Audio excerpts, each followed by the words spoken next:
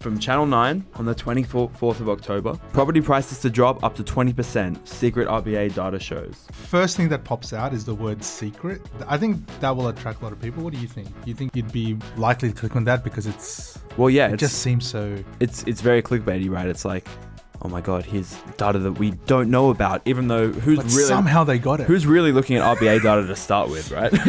It's not just Channel 9 that's reporting this. I think even one of our members asked us this, how unlikely it's going to happen. So just imagine this, you live in a $1 million suburb, all of a sudden you can buy a house for 800. How realistic is that? Because I'll be buying it for sure. That's how serious I take that headline. Look, I think media have their common. You can always watch. It's like what's happening in the world, what's happening, whatever topic. But you always have to have your own thought.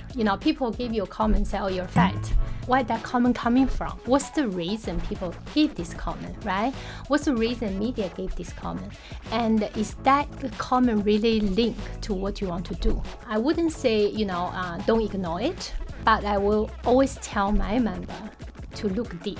So let's look at more factor to make a final decision instead of just jump on the gun and say, oh, okay, I'm not going to buy property market is going to crash. If you actually go back 4 years and you search the terms bricks and slaughter, 9 News put out an article pretty much exactly the same.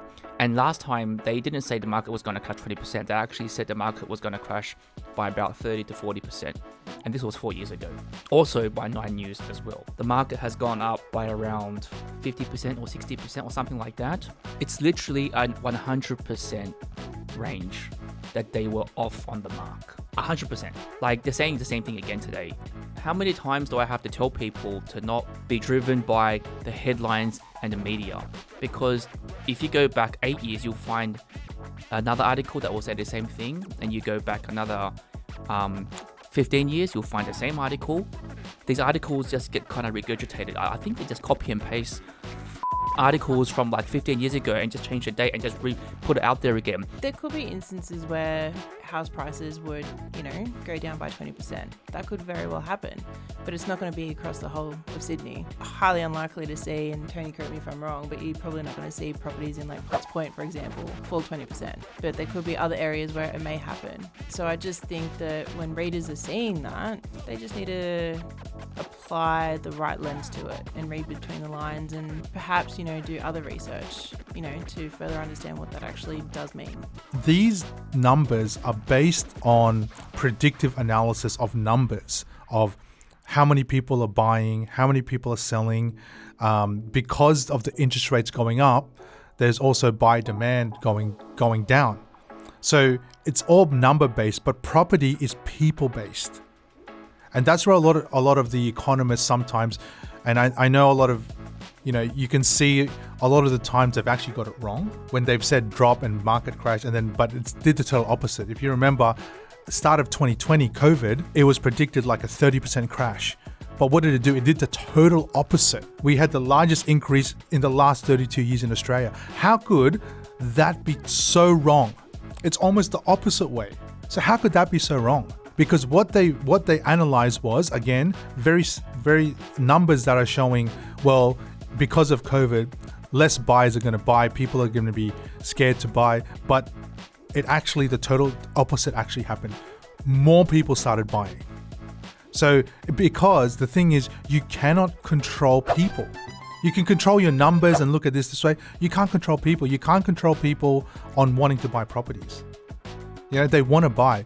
The only thing right now, and I guess you could say is probably compared to the 2020 to today, is because of interest rates. So the government, the RBA, adjust interest rates, and that almost stops people from buying simply because they can't borrow. I actually don't believe in this terminology called crash or drop. The way I look at it is a correction. We're going through a correction, which is what's been happening for the last 50 years.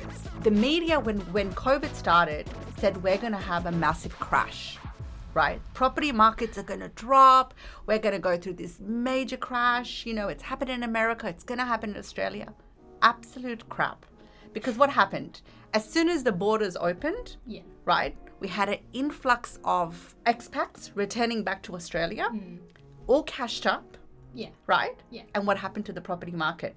Low supply, high demand, right? And they drop. Exactly. Yeah. The market is going to go through a correction at the moment, only simply because the RBA wants it to, by increasing the interest rate, Yeah. right? Yeah. Because they want to do that. They want to slow down the property market. As soon as we go through that phase, which has happened, I think, in the past as well. If you look at it, COVID, when we had the Royal Commission, a number of factors which we've had in the past where it slowed down the market but then picked up again. The way I see it now, next year, we're going to have an influx of students coming back to Australia.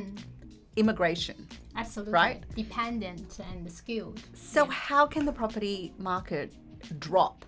It can go through the correction, but as soon as the RBA's interest rates get corrected, which I predict, hopefully, would then they would kind of lean on it, have a bit of leniency on that and drop the interest rate by mid next year. The market's going to simply pick up again. So there's this article that we saw that it's basically stating there's 1 million properties being built in the next 5 years. Will that affect what's happening here? Well, the thing is, 1 million properties doesn't get built at the same time. Okay, the plan is to have 1 million properties over 5 years. So it's not like in 5 years' time, here's 1 million properties. It's done in stages, and it's still whether or not, that's still a plan, which is actually a good plan because it will allow more people to come in at supposedly affordable prices. It's supposedly going to be affordable. So picture this, you have 200,000 lots a year around Australia. If you get this 1 million properties, right, over 5 years. Okay, let's just say it does happen.